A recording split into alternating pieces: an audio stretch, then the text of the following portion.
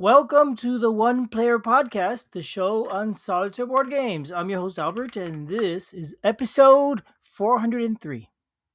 Albert, what do you call a sheep covered in chocolate? Uh, 30? A candy bar. Candy bar. Yeah, thank you, Julius. I appreciate that. You're welcome, Albert. Hopefully there was a nice comfort for you in these hot times Yes. that are upon us.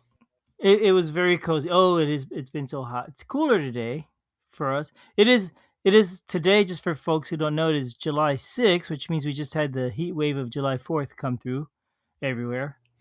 And it's nice and cool today, relatively speaking. It's a mild 87 degrees Fahrenheit. Yeah. Yes, we're in a similar type situation by us. Yeah. So, and I've been inside all day. But yeah, so it's very comfortable here. Very comfortable and full of creatures, by the way. We got cats everywhere. Dogs too. In case, I don't know why I said that, really. No idea. Well, today we are going to be talking about creature comforts. Aha. And this is a game by a publisher we've talked about before. It is a game by, I forgot their name. What is their name, Julius? Kids Table Board Game. Kids Table Board Game. The funny name. I don't know if that's a funny name. I find it very funny because I find it odd to say.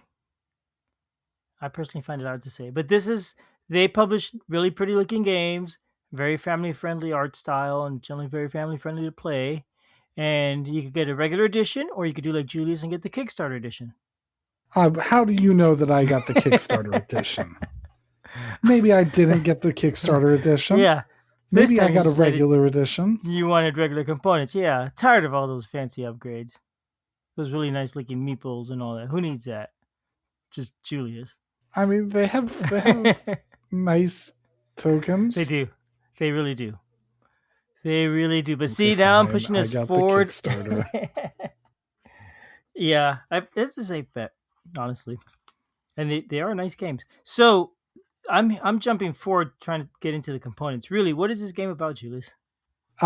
It is a anthropomorphic game where you are playing as anthropomorphic animals, and you are trying to use them to go to town and pick up goods and different stuff that you'll use to make your various recipes. You pick up like apples and mushrooms to make a soup, things like that, and then you'll spend those goods to be able to buy and create your creature comforts, and each of those creature comforts will give you a certain amount of points, and whoever has the most amount of points at the end of the game wins. You are playing it via a worker placement and a dice worker placement game, where essentially the goal of the game is to place your workers and hope that you have enough dice that you can actually use your workers. So very much some luck tied in together with those worker placements, which makes for a pretty fun game.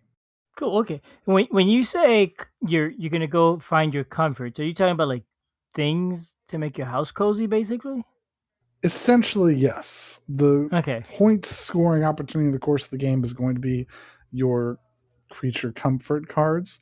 So there'll be things like soup and cozy socks and stuffies, and of course board games, all the sorts of things that you place around the home to make a home more comfortable in the dark winter, and each one of those is going to give you some points. Okay. That sounds super cute. I like it. Okay, so there we go. That's our summary. Now, can you tell me about the components? Does it have upgraded meeples? So let's talk about the components. Yes, it has upgraded meeples, but first I'm going to talk with the main board. So there is the main game board. As mentioned, this is a game with both worker placements and dice. So each player is going to be placing their worker placement, their dice on the big main board. The big main board has slots for different worker placement opportunities that you go to. So the top has a set of forest and meadow cards. Each one of those is going to be a different set of worker placement slots that are going to change based on the round. The rest of the slots are fixed because they're going to be using cards.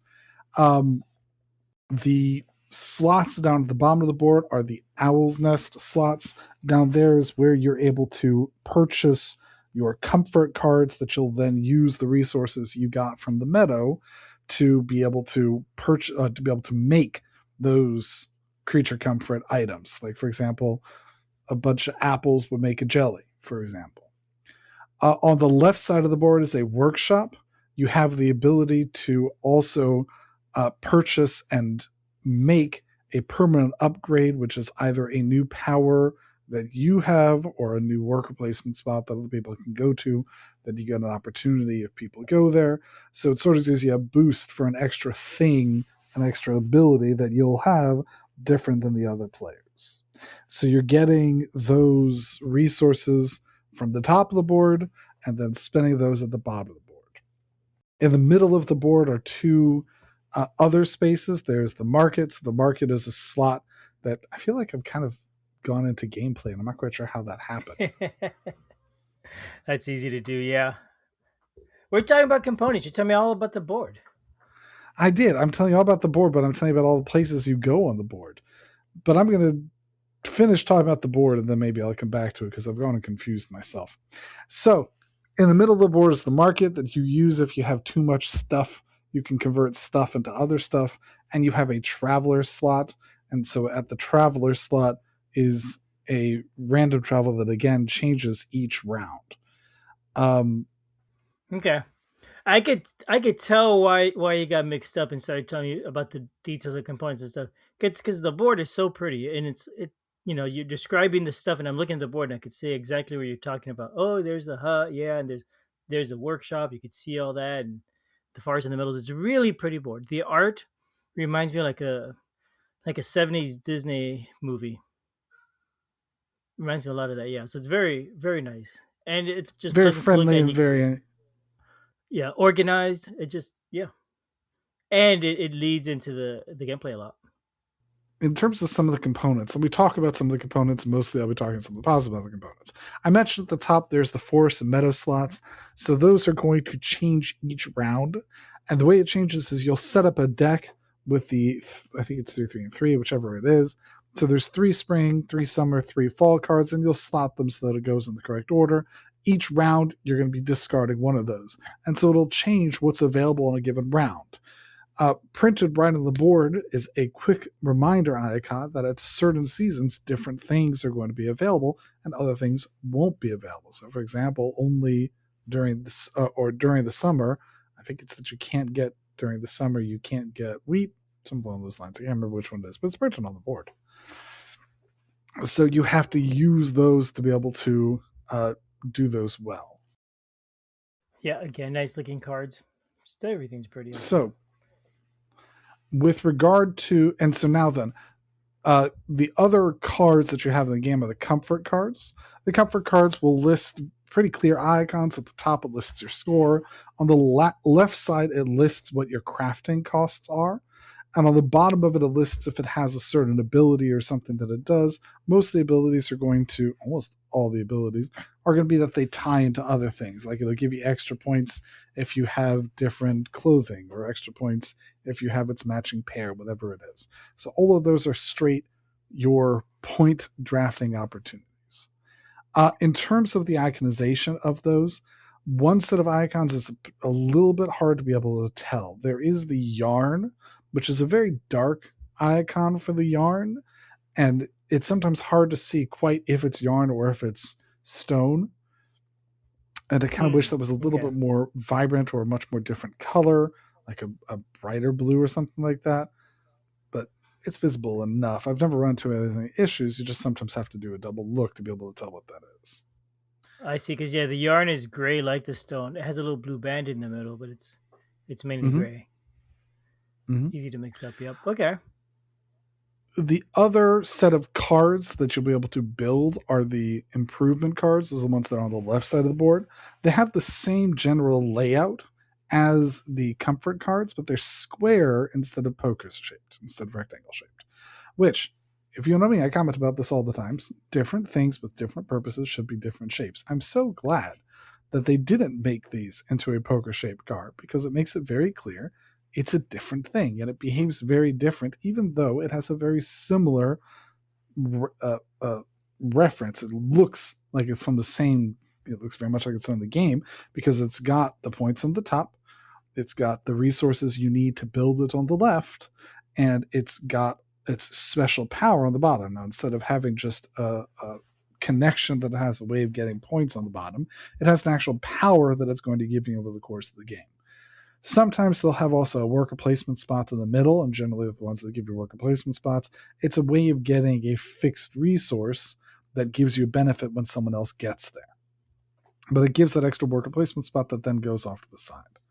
When you buy those, you must immediately have the resources to build them. Unlike with the comforts, those you buy and place in your hand and then you can build at the end of your turn. These ones, when you buy them, you must have enough resources to immediately build them, or you cannot have them. I kind of wish that this was mentioned somewhere on the board, that there was some sort of icon somewhere on the board that noted that difference between the two, but it's just the way that works. So that is the improvement cards. Perhaps skipping over some of the most cool parts of the version of the game that I have is the resources themselves. There's 6 different resource types: wood, stone, fruit, mushrooms, yarn, and grain. Those are regular chipboard tokens in mine. In the regular one. Same thing with the lesson learned tokens that are plus minus tokens that you can flip over to use to change your die roll results. And some books. They're normally chipboard tokens. Mine are all just wood pieces to be used for all those things. I like those lesson learned tokens. They're band-aids, and they're just a single one that's a minus or 2 that are crossed to look like a plus. That's really cute. Yeah, they definitely are cute. Yeah. The workers and the dice, and there's also houses that you build. When you build one of those improvement, you'll put a house to show that you've done that, and you get a certain number of points each time you do that, and theoretically the points increase each time based upon the houses that you've done. You have a board of your own to store stuff at, theoretically. It's really not a very necessary board. It's got a nice art picture on it that's an art different for everyone else's. And if you flip it over, it's got a score track for it. Flipping it over can be kind of hard because there are a slot if you have not built all of your improvements. If you've not built the 4 improvements you're allowed over the course of the game, you have to take them off and then put them back on. But it exists, and it's interesting that it's there and that it's included, but it's a thing that is there to be used theoretically. Yeah, that's it. And mainly it's there for the scoring at the end of the game, I guess. Right. And they said, hey, let's use the front for something during the game. I mean, not really, because there's so many games that just simply wouldn't give that to you or would just give you a pad of paper. So I don't know why they felt it necessary to include. Because they like making nice stuff, and they said, well, let's just make it nice and add It could board, be. and we'll flip it over. Another type of card that exists in the game is the traveler cards. I mentioned that each round there's going to be a new traveler. There's a big deck of these for some additional variability because each round only one of them is going to come out, and the different travelers will do different types of things, and they are all over the board for the sorts of different things they do. Sometimes they'll change a rule for how the worker placement works. Sometimes they'll change a rule for how exchanges work. It'll give you an extra opportunity to do exchanges. Generally, there is a slot that will use a worker to be able to do things in addition to some other change that it does on the board.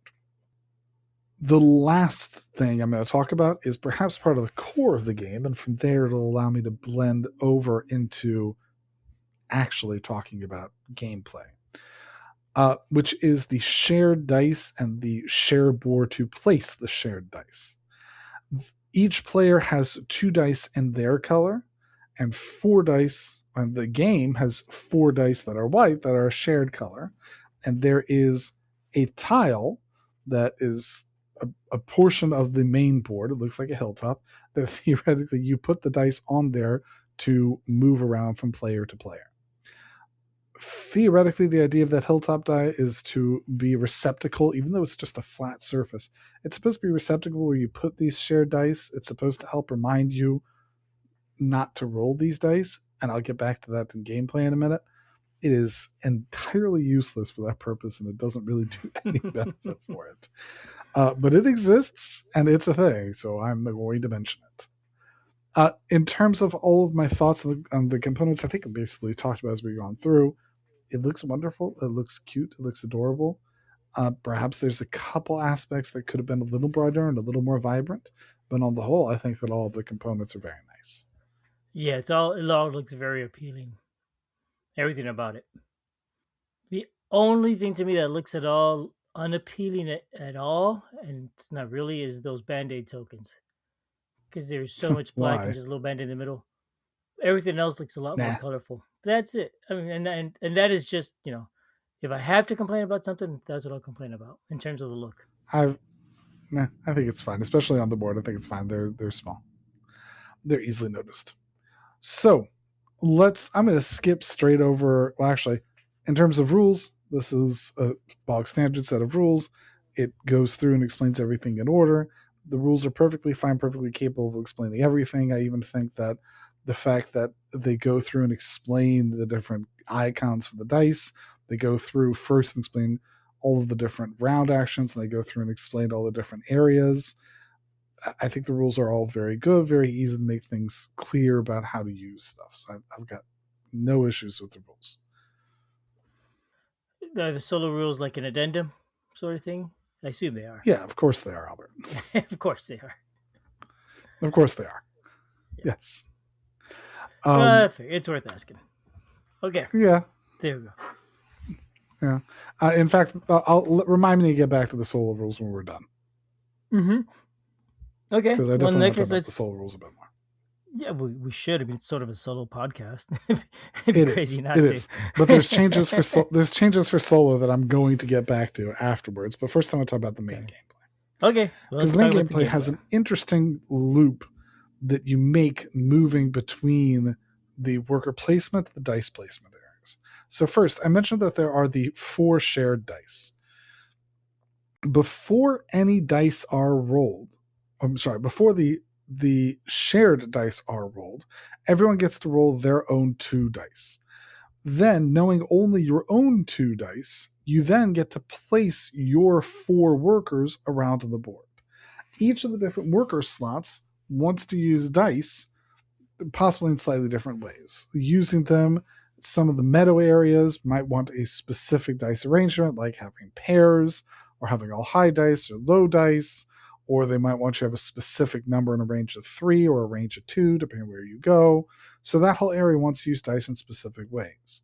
Picking up from the advancements, those ones, the higher the die, the better, the more options you have for selection.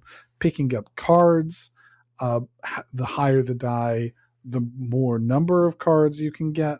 So different dice are used differently. But when you're placing your workers, you don't know what dice are going to be available to you. You only know about your own 2 dice. Once everyone has placed all their dice, first player is going to roll the 4 shared dice. And then everyone, one by one, will take those 4 shared dice, mix them in or set them in with their own 2 dice, and use the 6 dice across their 4 workers. It could be that you went somewhere that you didn't know that you would get the dice for, and you don't have the ability to have any dice that match. For example, let's say you gambled on making sure you get a 3 and you didn't roll any 3s.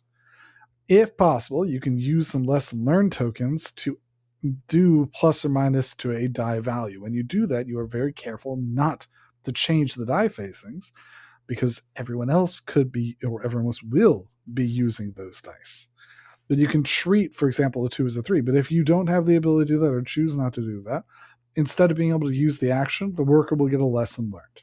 Lesson learned, you didn't roll the odds that you wanted, so that worker just goes home with nothing other than a band-aid token for their attempts. Are the tokens double sided, so it could be a plus or a minus, just depending on what you want to use it Yes. as? Okay. Yes, they are. So you are essentially trying to gamble with your opportunities that you may really want something. And so you're going to certain places knowing that you get something. Or, for example, it could be that both cards come out that want a high and a low at the same time. And you say, hey, I'm more likely than not, I'm going to get either high or low, but I don't know what's going to be. And you go to both of them, and you know that worst comes to worst, you don't get both of them. And instead, you just get a lesson learned token, and it's fine. So you just sort of have to go with the flow sometimes with those dice. So there's not a lot of really heavy thought that goes into that worker placement. It makes the worker placement a little bit lighter, a little bit more free, because sure, you thought you'd be able to go there, but it didn't turn out. So the game doesn't require that high a level of strategic involvement that it's got to be exactly what it's got to be. The game is much more flexible about, hey, maybe your plans just didn't turn out. You at least get a creature comfort for it, and you backed up with what it is that you can get. So it makes everything feel a little more calm and relaxed. Anyway, once you've used all of your workers and all of your dice, or potentially other workers without dice, at the end of your turn, you get to craft your comforts. You can craft any number of comforts from your hand by just spending the resources to be able to play that card out and put that card out on your board. The cards are going to be worth a certain number of points. Each one's going to be listing how much points it is. And then once you've finished crafting all of those, you have to discard down to 3. You have a hand size of 3 comfort cards, but then you pass your turn on to the next person. Everyone will keep doing that until everyone's gone once for the round. Then all of the cards cycle. You rotate the little thingy to show which new dice values for the center thing, and then keep going on until you've gone through all 8 rounds. And then at the end of 8th round, you just count up your points and see who won.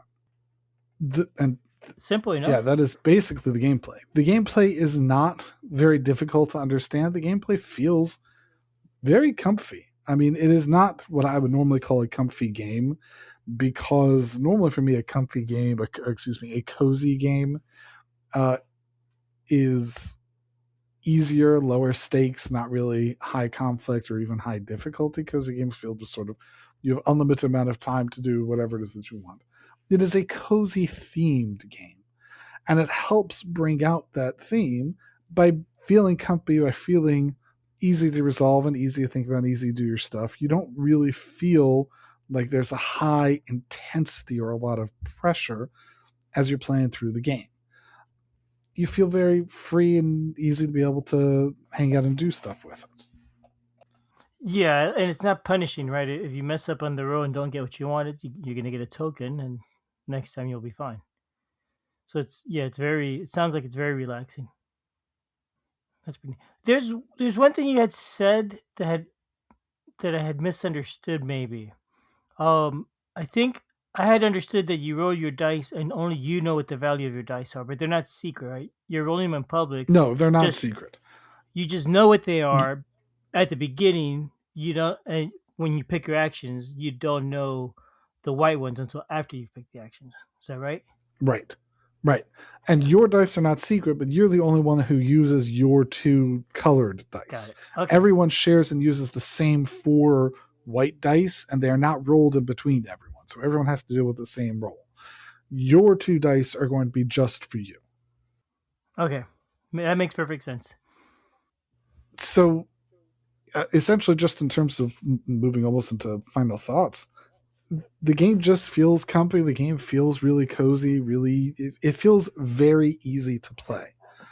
There's a couple other games in kids' table board game line, like Power Plants and things like that. Power Plants feels really intense. Power Plants, just as a reminder, is another game where you have plants that are all hex-shaped wooden tokens that you'll pull out and place on the board and use those different abilities, and you have to pick, are you going to be using them to grow or to sprout, and you have 2 options for every one, so you have a total of 4, and you can go anything on the board. It is high intensity. It is difficult to really maximize what it is that you're doing your turn, and you're really fighting with the other players and kicking out their things. This is a worker placement game. Everyone can go share all the worker placement spots. Everyone shares the dice. The worst type of grabbing stuff is that if you're earlier in a turn, you could just be spiteful and be like, I know you need that sock. You're not getting that sock. I'm getting that sock. Even if you have no no intention even of building it, like denying the other half of someone else's stuff can be Pretty important in being Mean. able to deprive them of points. Mean, but it can definitely deprive them of a fair amount of points. Yeah. So, I mean, there is a certain level of interaction when you're playing multiplayer, but really, it doesn't have that level of intensity. It feels so comfy just playing it, just enjoying it. It is kind of a relaxing type of game, even though it's not actually relaxing. It still has all of that fighting. It's not like it's not a Stardew Valley type of relaxing. It's a very relaxing competition. Everyone just gets to have a good time, it feels like. So that's all that is a fun feeling, a fun experience. And it's really, I feel like, stemming from this idea of the tie between both regular worker placement and worker dice placement, because the workers are going out to go do the spot, but it's really tied and contingent upon what dice you roll about how well those workers work, or even if those workers work. And that means that because there's that disconnect, you just sort of have to be like, hey, I'm trusting the dice. I'm hoping that it turns out. If it doesn't, it's fine. It is exactly what it is. It doesn't matter that much. Keeps it comfy, keeps Hmm. it cool. That's neat. And so I guess for it to be cozy, competitive worker placement, it must be pretty random feeling. Because otherwise, I feel like I would still be inclined to strategize and really optimize all my moves. So does the dice Um, make that less strategic? I think it's really the dice that make it less strategic, Hmm. because, yeah, you are trying to plan and optimize your moves. I will note that everyone plans out their move at the same time. So Hmm. you're not having to worry about someone else doing worker placement. You don't have to worry about someone else blocking your stuff or often taking your stuff. You're not having to worry that maybe you won't be able to do that, because that's just part of the game. So it feels like it's much easier to just have fun without having to really get that intense with making sure you're optimizing every single thing, because it might just not work out. And it might just be that the dice Hmm. don't favor you, or it might be that you find a different plan, or that based upon what you're given about what's still out or what cards you get, especially because very often you're just pulling random creature comforts, especially early game, Oh yeah. off the top of the deck. Maybe just you decide to go a different route. Maybe something else comes along. maybe you really wanted a certain improvement, but you didn't roll high enough for it. So now you're going to figure out a plan with the other improvement. All sorts of different options just present itself, and it makes it comfy. And it looks so nice. It really does look. It Mhm. looks cozy and it looks fun. It's pretty neat around. Right. So, but how is it solo, Julius?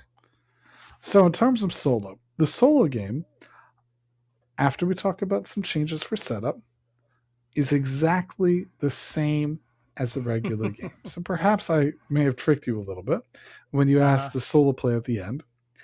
It's not really so much a difference in solo. It's exactly the game as a regular game. Because again, there's almost no interactions with someone else, which also means that a card that's there is going to be there. Nobody's going to take it. You don't have to worry about someone stealing your socks because you didn't get your socks quick enough.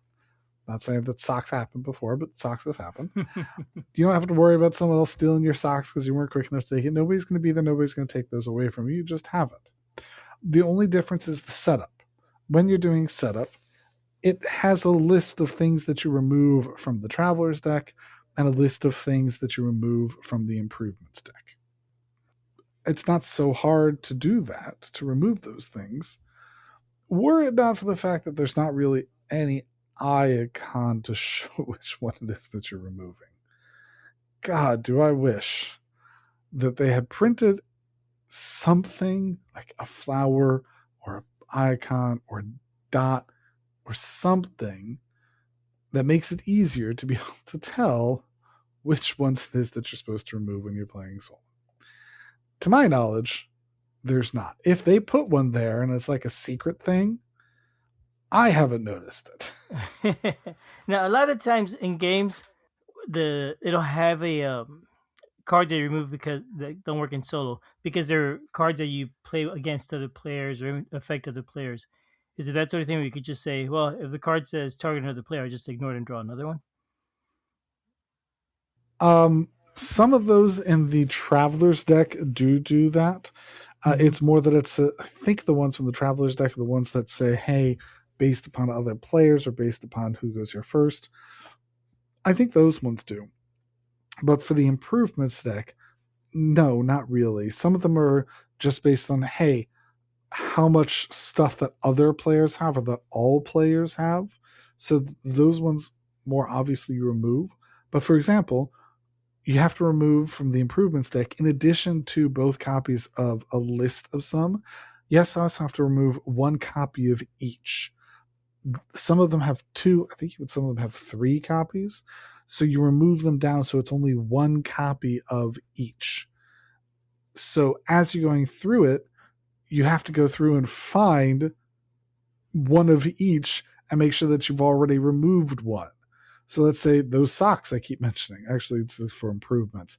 So talking about the wheat field, for example, you have to go through and make sure that you found one wheat field and one wheat field and sort of like cross it off your list to make sure that you've found them all. If it were just that one of them had a one dot and one of them had a two dot, you can go through and move all the two dots Mm-hmm. and you'd be great, but it's not there. So, Sounds like a simple upgrade, though. you think just mark on it? Mark it, yeah, put a little washi stick or something, anything on there. I don't want to do that. Well, I didn't even get sleeve a these cards. washi stickers. They come right off. That'd be the way to do it. Or sleeve them. Or only play solo and just throw out the other cards. I mean, what's happened is I played it a couple times multiplayer, and then I reset the deck, and I played it a couple times solo, and then I was like, I don't want to have to redo that again. So Yeah. it's gonna be a while until it makes a switch back from one to the other. Just Yeah. because of how annoying it was to have to go reset it up and resort all those cards, because it's a decent sized deck, and you have to find and make sure you're doing one of each. Right. So that's really the difficult part, is that one of each thing. Yeah, so it's like your best bet is to put them in sleeves and then put a mark on the sleeve, and then you just play with a whole deck. You draw a card. If it's not solo, discard it, draw the next one, and then Yeah, it's ready but I for don't want to do everybody, that. right? Yeah, I know. They got to buy sleeves and deal with sleeves. Yeah, better I than just marking would the prefer it cards, was printed. but not a huge complaint, really. It sounds like it's an inconvenience only when you want to switch. Yeah, otherwise the game plays exactly as it do. The game plays perfectly normal. You know, Mm-hmm. Nice. Okay, no big change at all for any of it. and you're going for high score. And you're Trying to going beat for your high own score. score. Yes, Okay. it is technically a beat your own score game. The game has like rankings for it. In fact, it's got even more than rankings for it. It's got at the end of the game, you get to call yourself whatever thing it is based upon what you played. So if you had a lot of comforts, you like become well stocked or become pampered. It really is just a ranking system for how well you did, but it's a very cute and comfy ranking system for how it is that you did. Sounds yes. Everything about this game is cozy, comfortable. Could be, Mm-hmm. could be. And it's a nice size box, so if you're a cat, it's probably a very comfortable box to sit in too. You're a cat. If you're a cat, yeah, I mean, like, if I'm playing a board game, I have to leave a box out for the cats because a cat will come around the table and say, "Hey, what you doing?" Oh, these little bits are really fun to flick around. But if you put a box out, then they just box, and they just climb on in, and then they just happy as can be. I was unaware of that being an issue, but Yeah. I don't Oh have to yeah, deal with stupid it is an cats. issue. That's why if you look through BGG, you'll find lots of pictures of cats in boxes. It's a thing.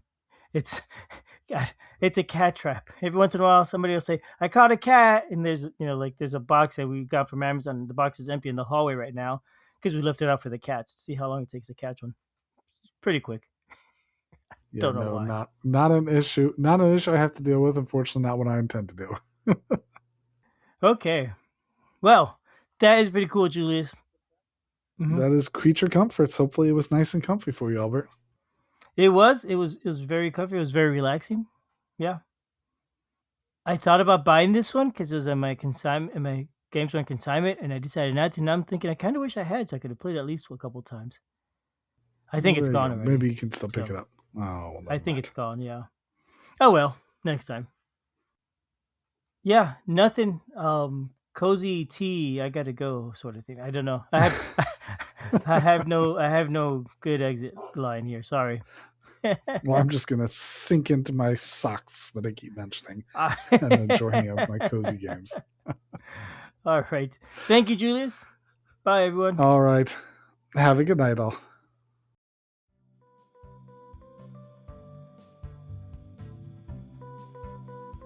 Thanks for listening. We love feedback, so we love hearing from you. You can reach me at julius@oneplayerpodcast.com or JLBird on BGG, and Albert can be reached at albert@oneplayerpodcast.com or Fractalute on BGG. Our website is oneplayerpodcast.com with the number 1, and we're also on Twitter at oneplayerpodcast.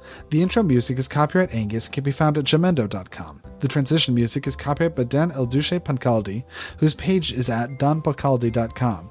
The One Player Podcast is protected under a Creative Commons share-alike license. Thanks for listening.